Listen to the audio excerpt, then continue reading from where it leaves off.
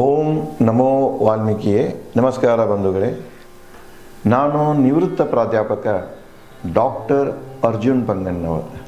ಹೇ ಸೀತಾರಾಮ್ ವಾಹಿನಿಯ ವಾಲ್ಮೀಕಿ ರಾಮಾಯಣ ಅಂದು ಇಂದು ಚಿಂತನ ಕಾರ್ಯಕ್ರಮದ 534ನೇ ಸಂಚಿಕೆಗೆ ತಮ್ಮೆಲ್ಲರಿಗೂ ಸ್ವಾಗತ.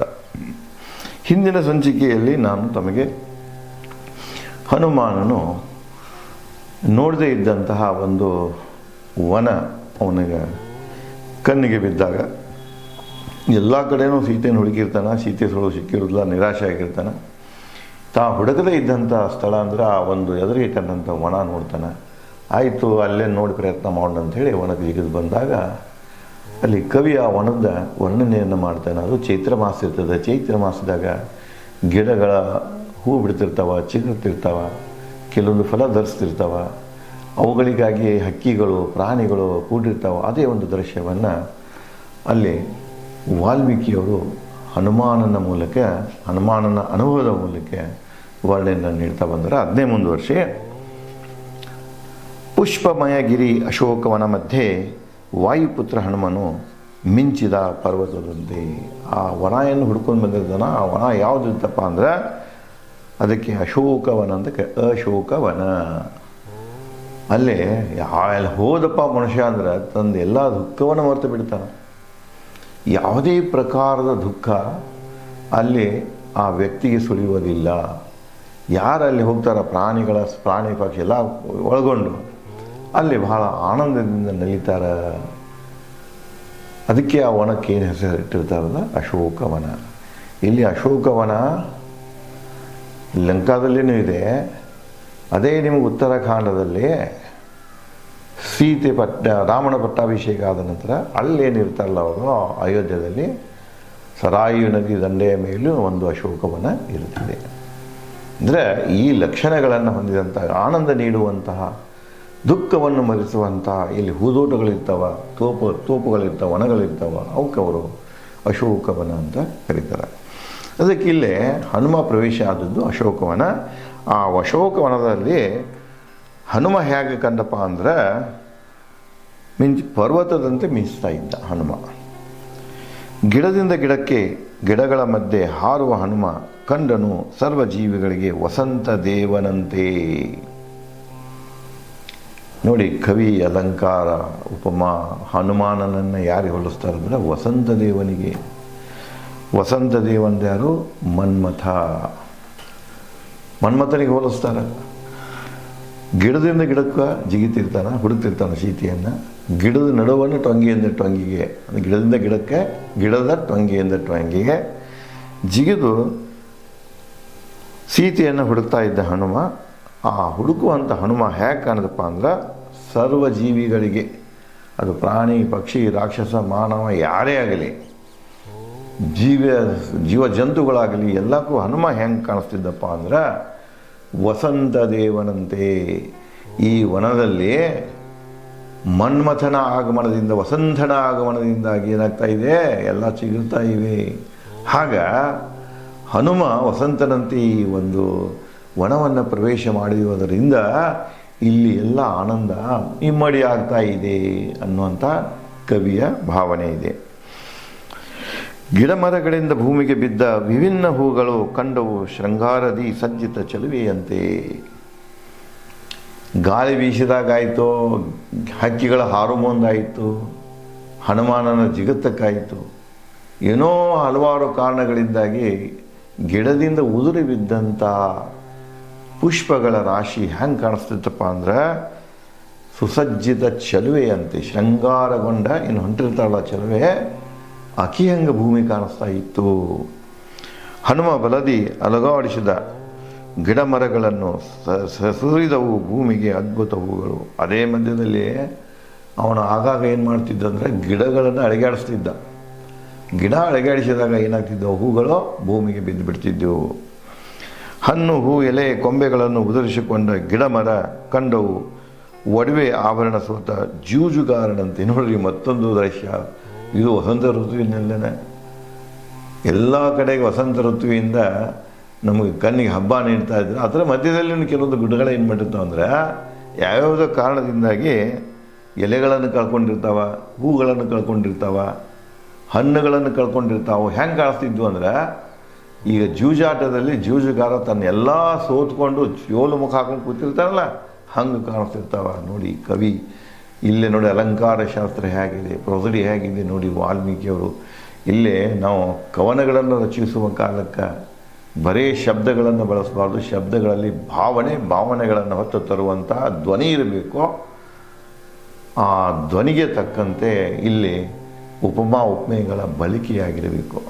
ಆವಾಗ ಮಾತ್ರ ಕಾವ್ಯ ಪದ್ಯ ಏನಿದೆಯಲ್ಲ ಅದು ಒಂದೇ ಲೈನದ ಪದ್ಯ ಆಗಿರ್ಬೋದು, ದ್ವಿಪದಿ ಆಗಿರಬೇಕು, ತ್ರಿಪದಿ ಯಾವುದೇ ಇರಲಿ, ಯಾವುದೇ ರೂಪದ ಪದ್ಯ ಆಗಿರಲಿ, ಅದಕ್ಕೆ ಒಂದು ಕಳೆ ಬರ್ತಿದೆ, ಅದಕ್ಕೆ ಒಂದು ಮಹತ್ವ ಬರ್ತಿದೆ. ಹಣ್ಣು ಹೂ ಎಲೆ ಕೊಂಬಗಳನ್ನು ಉದಿಸಿಕೊಂಡು ಗಿಡ ಮರ ಕಂಡವು ಒಡವೆ ಆಭರಣ ಸೋತ ಜೂಜುಗಾರನಂತೆ, ಹಕ್ಕಿಗಳನ್ನು ಕಳೆದುಕೊಂಡ ಗಿಡಮರಗಳು ಕಂಡವು ಬಿರುಗಾಳಿ ಹೊಡೆದ ತಿಂದ ಕೊಂಬೆ ಆಶ್ರಯದಂತೆ. ಇಲ್ಲಿ ನೋಡಿ ಎರಡು ಹೇಳ್ತಾನೆ. ಒಂದು ಆ ಕಡೆಗೆ ಹೂ ಹಣ್ಣು ಎಲೆಗಳನ್ನು ಕಳ್ಕೊಂಡಂಥ ಗಿಡ ಹೆಂಗೆ ಕಾಣಿಸ್ತದಪ್ಪ ಅಂದ್ರೆ, ಜೂಜಾಟದಲ್ಲಿ ತನ್ನೆಲ್ಲ ಆವರಣಗಳನ್ನು ಸೋತಂಥ ಒಬ್ಬ ಜೂಜುಗಾರನಂತೆ ಕಾಣಿಸ್ತಿರ್ತದೆ, ಸೋತವನಗತ್ತೆ. ಇನ್ನೊಂದು ಕಡೆಗೆ ಹಕ್ಕಿಗಳನ್ನು ಕಳೆದುಕೊಂಡ, ಹಕ್ಕಿಗಳಿಲ್ಲ, ಹಕ್ಕಿಗಳ ಚಿಲ್ಪಿ ಹಕ್ಕಿಯನ್ನು ಹಾರು ಹೋಗಿರ್ತಾವೆ, ಹಕ್ಕಿಗಳನ್ನೇ ಇರುವುದಿಲ್ಲ. ಗಿಡ ಮರಗಳು ಕಂಡವು, ಅಂಥ ಗಿಡಗಳು ಹೆಂಗೆ ಕಂಡು ಅಂದ್ರೆ, ಹಕ್ಕಿಗಳಿಲ್ಲದಂಥ ಗಿಡಗಳು ಹೆಂಗೆ ಕಂಡು ಅಂದ್ರೆ, ಬಿರುಗಾಳಿ ಹೊಡೆತದಿಂದ ಕೊಂಬೆ, ಬಿರುಗಾಳಿ ಹೊಡೆತದಿಂದ ಕೊಂಬೆ ಅಂತ. ಬಿರುಗಾಳಿ ಬಂದು ಹೊಡಿತಂದ್ರೆ ಕೊಂಬೆ ಹೆಂಗೆ ಅಸ್ತವ್ಯಸ್ತ ಮುರಿದು ಬಿದ್ದಿರ್ತದೆ, ಎಲ್ಲ ಕೆಟ್ಟು ಹೋಗಿದ್ದು, ಆ ನಮೂನೆ ಈ ಗಿಡಗಳು ಕಾಣಿಸ್ತಿರ್ತವೆ. ಆಶ್ರಯದಂತೆ ಹನುಮನು ಬಾಲ ಕೈ ಕಾಲುಗಳು ಏಟು ತಿಂದ ಅಶೋಕವನ ಗಿಡಮರಗಳು ಕಂಡವು ಯುವತಿಯ ಕೆದರಿದ ತಲೆಗೂದಲದಂತೆ. ನೋಡಿ ಇನ್ನೊಂದು ಹೇಗೆ ಶ್ಲೋಕ ನೆಕ್ಸ್ಟ್ ಹೇಳ್ತಾರವರು, ಹನುಮ ಜಿಗಿತಿರ್ತಾನ ಗಿಡದಿಂದ ಗಿಡಕ್ಕೆ, ಕೊಂಬೆಯಿಂದ ಕೊಂಬೆಗೆ ಜಿಗಿಯುವಾಗ ಅವನ ಕೈಕಾಲು ಬಡಿತಿದ್ದು, ಬಾಲ ಬಡಿತಿತ್ತು. ಇವುಗಳ ಏಟು ತಿಂದ ಅಶೋಕವನದ ಗಿಡ ಮರಗಳು ಕಂಡವು. ಹೆಂಗೆ ಕಂಡು ಅಂದ್ರೆ, ಅದನ್ನು ಯಾವುದು ಹೋಲಿಸ್ತಾನ ಕವಿ ವಾಲ್ಮೀಕಿ ಅಂದರೆ, ಯುವತಿಯ ಕೆದರಿದ ತಲೆಗೂದಲುಗಳಂತೆ. ಯುವತಿಯ ಕೂದಲುಗಳು ಏನು ತಲೆಗೂದಲು ಕೆದರಿತಾವ, ಅಸ್ತವ್ಯಸ್ತಾಗಿರ್ತಲ್ಲ, ಹಂಗೆ ಆ ದೃಶ್ಯ ಇವು ಗಿಡಮರಗಳು ಹನುಮಾನನಿಗೆ ಕಾಣ್ತವೆ. ಮಹಾಬಳ್ಳಿ ವೃತ್ತಗಳನ್ನು ಭೇದಿಸಿದ ಹನುಮ ಬಲದಿ.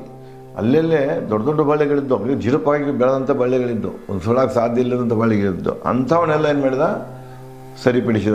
ಅಂದರೆ ಭೇದಿಸಿ ಬಿಟ್ಟವ, ಬಯಲು ಮಾಡಿದ. ಯಾಕಂದರೆ ಸೀತೆನ ಹುಡುಕಬೇಕಾಗಿದೆ. ಸೀತೆನ ಇಲ್ಲೆಲ್ಲಾದ್ರೂ ಇಂಥ ಒಂದು ಜಿಡಿಪಿನಲ್ಲಿ ಏನಾರ ಇಟ್ಟಿದ್ರ ಗಿಡ ಮರಗಳ ಜಿಡ್ಡದಲ್ಲಿ, ಅದಕ್ಕೆ ಅವನು ಕೂಡ ಇವನ್ನ ಏನು ಮಾಡ್ತಾನೆ, ತನ್ನ ಬಲದಿಂದ ಅವನ್ನೆಲ್ಲ ಕೀಳ್ತಾನೆ.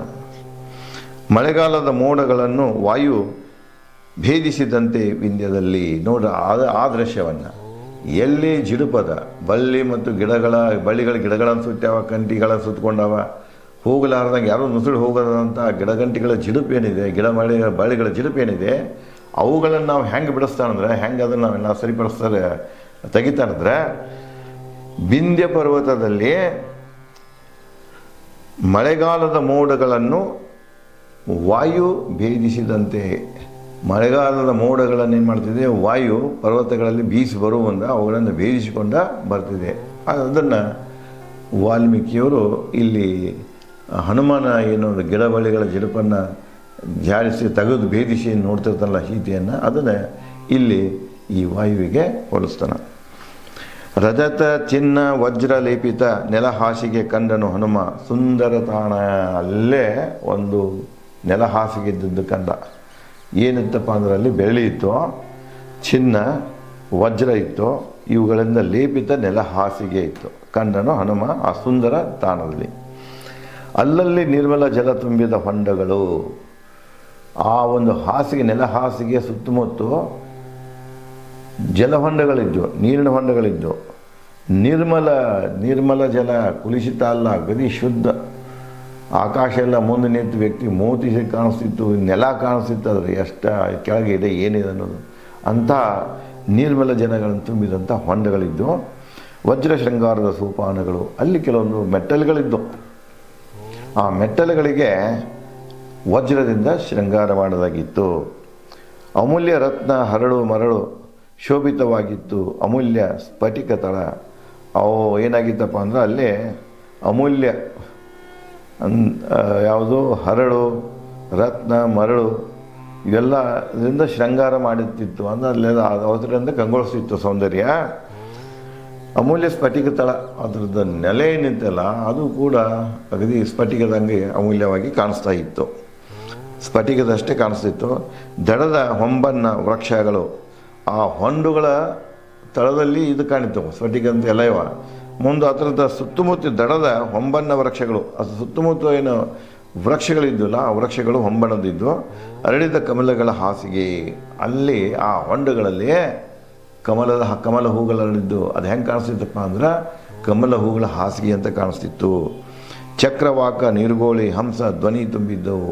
ಆ ಹೊಂಡಗಳಲ್ಲಿ ಪಕ್ಷಿಗಳಿದ್ದು, ನೀರುಗೋಳಿ ಇತ್ತು, ಚಕ್ರವಾಕ ಪಕ್ಷಿಗಳಿದ್ದು, ಹಂಸಗಳಿದ್ದು. ಅವು ಎಲ್ಲ ತಂಡವಾಗಿ ತಮ್ಮ ವಸಂತ ಋತುವಿನ ಒಂದು ಪ್ರಭಾವಕ್ಕೊಳಗಾದಂಥ ಮನಸ್ಸಿನ ಒಂದು ಮುದದಲ್ಲಿ ಅವೆಲ್ಲ ತಮ್ಮ ಚಟುವಟಿಕೆಗಳನ್ನು ಮಾಡ್ತಾ ಇದ್ದು. ಆ ಒಂದು ವಸಂತನ ಆನಂದವನ್ನು ಅವೆಲ್ಲ ಸೇವಿಸ್ತಾ ಇದ್ದೆವು. ಆ ದೃಶ್ಯ ಹನುಮನಿಗೆ ಕಾಣ್ತದೆ. ಎತ್ತರದ ವೃಕ್ಷಗಳು, ಅಮೃತದಂತಹ ಜಲ, ಎಲ್ಲ ದಿಶೆಗಳಿಂದ ಹರಿದು ಬರುವ ತೊರೆಗಳು. ಒಂದು ಕಡೆಗೆ ನೋಡ್ತೀರಾ, ಯಾಕಡೆ ನೋಡ್ತೀರಾ ಆ ಕಡೆ ಎಲ್ಲನೂ ಎತ್ತರದ ವೃಕ್ಷಗಳು, ಆಕಾಶ ತುಂಬ ಗಗನ ಚುಂಬಿಸುವಂತಹ ವೃಕ್ಷಗಳು. ಅಮೃತದಂತಹ ಜಲ ನೋಡಿದರೆ ಅಮೃತಗತಿಯಾಗಿ ಕಾಣಿಸ್ತಿತ್ತದು. ಎಲ್ಲ ದಿಶೆಗಳಿಂದ, ಈ 8 ದಿಶೆಗಳಿಂದ ಹರಿದು ಬರುವಂಥ ತೊರೆಗಳು, ಝರಿಗಳು, ನೀರಿನ ತೊರೆಗಳು, ಗರಿ ಶುದ್ಧ ನೀರಿನ ತೊರೆಗಳು ಹರಿದು ಬರ್ತಾ ಇದ್ದೇವೆ. ಸಹಸ್ರ ಹೂಬಳ್ಳಿ ಪುಷ್ಪ ವೃಕ್ಷಗಳು, ಸುತ್ತುವರೆದ ಪೋದೆಗಳು, ಮಧ್ಯದಲ್ಲಿ ಕರವೀರ ಭಾಮಿ ವಿಭಿನ್ನ ಆಕಾರದಿ. ಇಲ್ಲಿ ನೋಡಿ, ಈ ಗಿಡ ಹೂಬಳ್ಳಿಗಳು ಪುಷ್ಪ ವೃಕ್ಷಗಳು ಇವು ಸಹಸ್ರ ಸಂಖ್ಯೆಯಲ್ಲಿದ್ದು. ಇವೆಲ್ಲ ಏನಾಗಿದ್ದು ಅಂದರೆ ಅವುಗಳನ್ನು ಸುತ್ತುವರಿದಂಥ ಪೋದೆಗಳಿದ್ದು, ಕಂಟಿಗಳಂತೇವೆ ನಾವು, ಗಿಡಗಂಟಿಗಳು, ಸಣ್ಣ ಕಂಟಿಗಳು ಕೂಡ ಇದ್ದು. ಅವುಗಳ ಮಧ್ಯದಲ್ಲಿ ಕರವೀರ ಅಂದರೆ ಕನಿಗಲ ಹೂ ಇತ್ತು, ಹೂವಿನ ಗಿಡ ಇತ್ತು. ಕನಗಿಲ ಹೂ ಇತ್ತಲ್ಲಿ, ಹೂವಿನ ಗಿಡ ಇತ್ತು. ಅವುಗಳ ಮಧ್ಯೆ ಭಾಮಿ ವಿಭಿನ್ನ ಆಕಾರದಿ, ಅಲ್ಲಿ ಇರುವಂತಹ ಭಾವಿ ಅಂದರೆ ಜಲಹೊಂಡ, ಅವು ಒಂದೇ ಆಕಾರದಲ್ಲಿ ವಿವಿಧ ಆಕಾರದಿಂದ ಹೊಂಡಗಳಿದ್ದು, ಅವು ನೀರಿನ ಭಾವಿಗಳಿದ್ದು. ಒಂದು ಕಂಡನು ಹನುಮ ಗಿಡ ಗವಿ ಶಿಖರಗಳಿಂದ ಸುತ್ತುವರಿದ ಪರ್ವತ, ಮೋಡುಗಳಂತಹ ಶಿಖರ ಸುಂದರ ಪರ್ವತ. ಮುಂದೆ ಹನುಮಾನಿಗೆ ಏನು ಕಾಣ್ತಿದೆ ಅಂದ್ರೆ ಗವಿ ಶಿಖರಗಳಿಂದ ಸುತ್ತುವರಿದಂಥ ಪರ್ವತಗಳು ಕಂಡು, ಅಲ್ಲೆಲ್ಲ ಗವಿಗಳು ಕಾಣ್ತವೆ, ಶಿಖರಗಳು ಕಾಣ್ತಾವ, ಅವುಗಳನ್ನು ಸುತ್ತುವರಿದಂಥ ಪರ್ವತಗಳಿರ್ತಾವೆ. ಮೋಡಗಳಂಥ ಶಿಖರಗಳು ದೈತಾಕಾರ, ಮೋಡದಂಥ ದೊಡ್ಡ ಆಕಾರದ ಶಿಖರಗಳಿರ್ತವೆ. ಅವುಗಳನ್ನು ಹೊಂದಿದಂತಹ ಸುಂದರ ಪರ್ವತಗಳನ್ನು ಹನುಮಾನ ನೋಡ್ತಾನೆ. ನೀರಿಗೆ ಬಿದ್ದ ಕಂಡನು ಹನುಮ ಗಿರಿಯಿಂದ ಧುಮುಕುವ ನದಿ. ಜಲಪಾತಗಳಿವೆ. ಧುಮುಕುವ ನದಿ ಅಂದರೆ ಜಲಪಾತಗಳು. ಅಲ್ಲೆಲ್ಲ ನದಿಗಳನ್ನಿದ್ದು, ತೊರೆಗಳನ್ನಿದ್ದು, ನದಿಗಳ ಮೇಲಿಂದ ಕೆಳಗೆ ಧುಮುಕುವ ಮೂಲಕ ಜಲಪಾತಗಳನ್ನು ಸೃಷ್ಟಿ ಮಾಡಿದ್ದೆವು. ಕಂಡನು ಹನುಮ ಗಿರಿಯಿಂದ ಧುಮುಕುವ ನದಿ, ಧುಮುಕುತ್ತಿತ್ತು ಪ್ರೇಯಸಿಯಂತೆ ಪ್ರೀತಮನ ಮನದಲ್ಲಿ. ಇವತ್ತು ಈ ಒಂದು ವಾಟರ್ ಫಾಲ್ಸ್ ಏನಿದೆ, ಇದು ಲವರ್ಸ್ ವಾಟರ್ ಫಾಲ್ಸ್ ಅಂತ ಕರೀತಾರೆ. ಏನು ಕೆಲವೊಂದು ಜನ ಸೀತೆಯ ವಾಟರ್ ಫಾಲ್ಸ್ ಅಂತ ಕರೀತಾರೆ. ಇದು ಇವತ್ತು ಲಂಕೆಯಲ್ಲಿ ನೋಡಲಿಕ್ಕೆ ಸಿಗ್ತಿದೆ.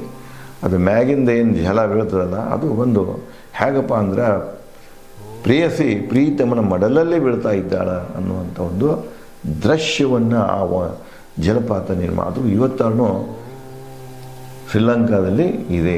ನಾವೇನು ಈಗ ರಾವಣನ ಒಂದು ಅರಮನೆ ಇದೆ ಅಂಥೇಳಿ ಒಂದು ಸಿಲ್ಗಿರಿಯಾದ ಒಂದು ಬಂಡೆಗಳಿದ್ದಲ್ಲ, ಅಲ್ಲಿಂದ ಕೆಲವೇ ಅಂತರದಲ್ಲಿ ಈ ಜಲಪಾತ ಇದೆ. ಅದಕ್ಕೆ ಇವತ್ತೂ ಶೀತಾ ನದಿ ಅಂತಲೇ ಅಲ್ಲಿ ಜನ ಕರೀತಾರೆ. ಅದಕ್ಕೆ ಲೋಕಲ್ ಹೆಸರು ಒಂದು ಬೇರೆ ಇದೆ, ಅದನ್ನು ಶೀತಾ ನದಿ ಅಂತ ಕರೀತಾರೆ. ಅದು ಪ್ರೇಮಿಗಳ ಜಲಪಾತ ಅಂತಲೂ ಬಹಳ ಜನ ಅದನ್ನು ನೋಡಲಿಕ್ಕೆ ಹೋಗ್ತಾರೆ. ಇವತ್ತು ಅದನ್ನು ನೋಡಲಿಕ್ಕೆ ಸಿಗ್ತಿದೆ. ಅದರ ವರ್ಣನೆಯಲ್ಲಿ ವಾಲ್ಮೀಕಿಯವರು ಈ ರೀತಿಯಾಗಿ ಮಾಡ್ಯಾರ ನೋಡಿ. ನೀರಿಗೆ ಬಿದ್ದ ಗಿಡಗಳು ಕಂಡವು ಹನುಮನಿಗೆ ಪ್ರೀತಮ ರಕ್ಷಿಸಿದಂತೆ ಕೋಪಿತ ಪ್ರೇಯಸಿಯನ್ನು ನೋಡಿ, ಕವಿತ್ವ ಹೇಗಿದೆ ನೋಡಿ.